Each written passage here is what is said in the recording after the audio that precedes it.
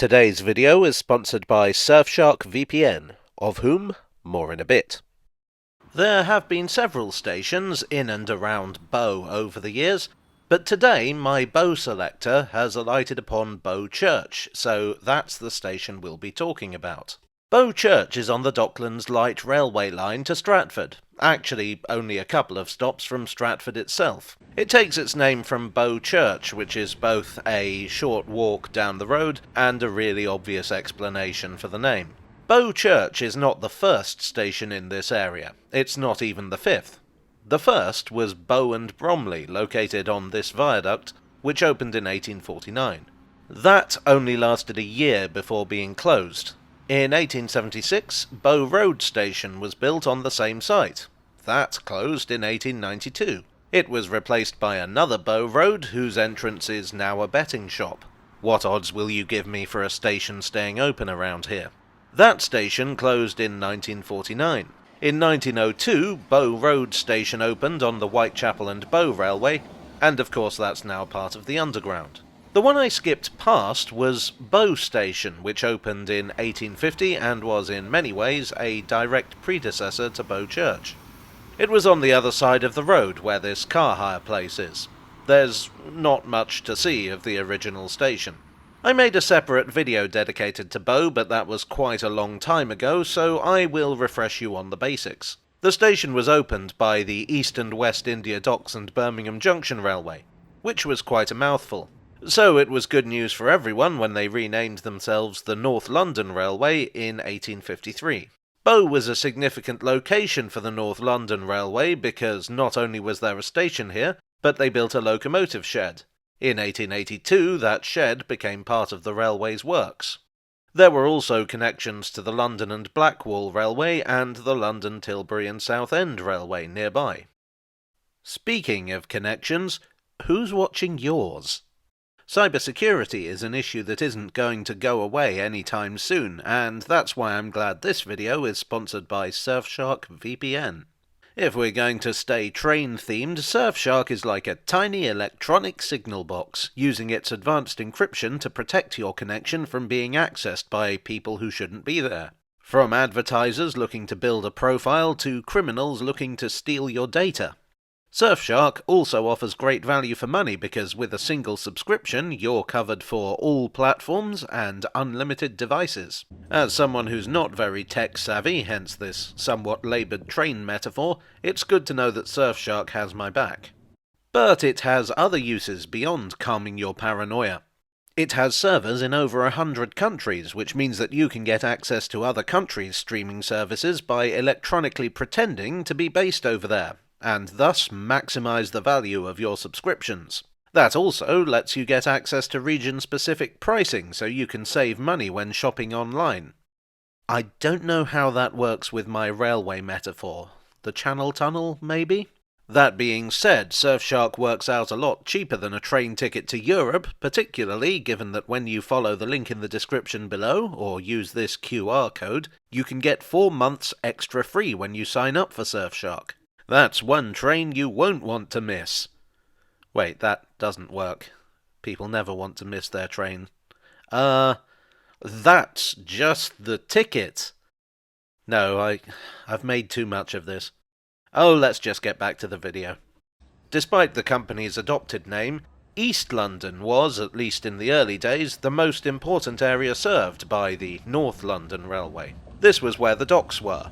Where you have docks, you have freight. Where you have freight, you have profit. Or at least you hope so. That was the purpose of the North London Railway, to transport that freight from the docks at Poplar around London and to hand it over to the trains running up what we now call the West Coast Main Line. However, in the 1850s it provided an important passenger route between North and East London, and so commuter traffic gained equal importance. The problem with the North London Railway was that the route wasn't very direct. Once trams arrived on the Mile End Road, they offered a cheaper route from Bow into the city. And when the Underground arrived in 1902, that provided a quicker route. So whether you were rich or poor, the North London Railway was not the best alternative. While the line here was still useful for freight, passenger numbers declined to less than a quarter of what they had been when the line was at its most prosperous. from 46.3 million passengers in 1896 to 11.1 million in 1921. The following year, the line was taken over outright by its close ally, the London and North Western Railway, which had managed it since 1909. In 1923, the LNWR, and therefore the North London Railway, was taken over by the London, Midland and Scottish Railway. The LMS generally didn't seem that interested in improving the lot of the North London line, although the introduction of cheap fares in the 1930s did bring a bit of traffic back. And then the Second World War happened, and the LMS basically gave up, closing the stations in this part of London down. In 1944, Bow Station was closed following a V1 bomb strike. Humiliatingly, the last passenger service from here was a rail replacement bus service. The building partially survived until 1975. Circumstances were changing, though.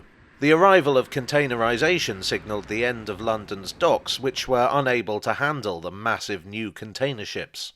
That, in turn, signalled a decline in the once extensive rail system that had served the docks. In 1983, the line through Bow formally closed, although in practice trains had barely used the line in years. But, as they say, when one door closes, another opens. The abandonment of so many lines in East London, and the slow process of redevelopment, made this the perfect place to install a light rail system. Originally, London Transport and local authorities planned to revive the Docklands with an underground line. That was quashed due to costs. But light rail offered a low-cost alternative. It could reuse existing rail alignments for much of its route. It wasn't like British Rail were doing anything with them after all. In 1982, the Docklands Light Railway received government approval. When the system first opened in 1987, there were 3 legs joined at Poplar. One followed the route of the old London and Blackwall Railway from Tower Gateway to Poplar. One followed the Millwall Extension Railway route from Poplar to Island Gardens.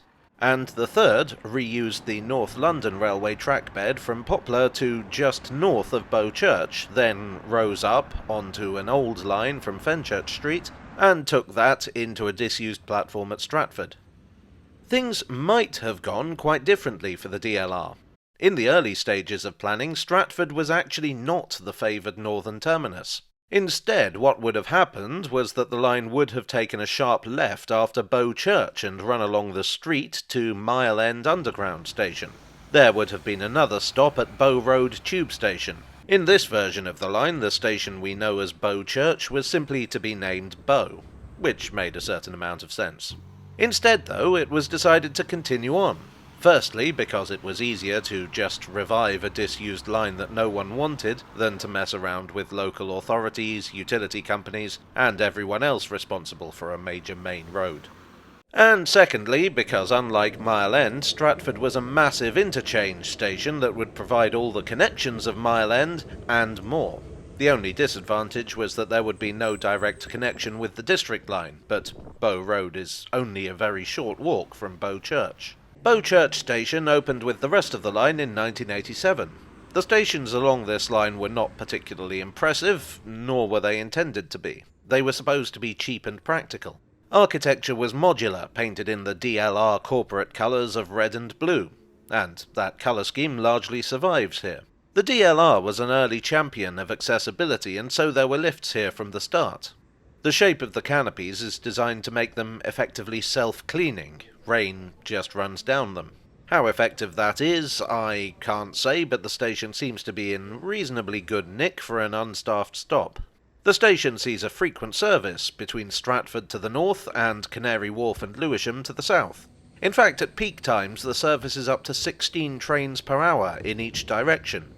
There are 9 bus routes along Mile End Road that stop at or near here, and there's out-of-station interchange with Bow Road on the District and Hammersmith and City lines of the Underground.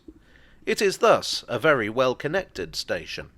While its predecessor over the road ultimately failed, Bow Church is a very successful revival. It seems that in closing the closest station to the Bow Bells, the old company dropped a clanger.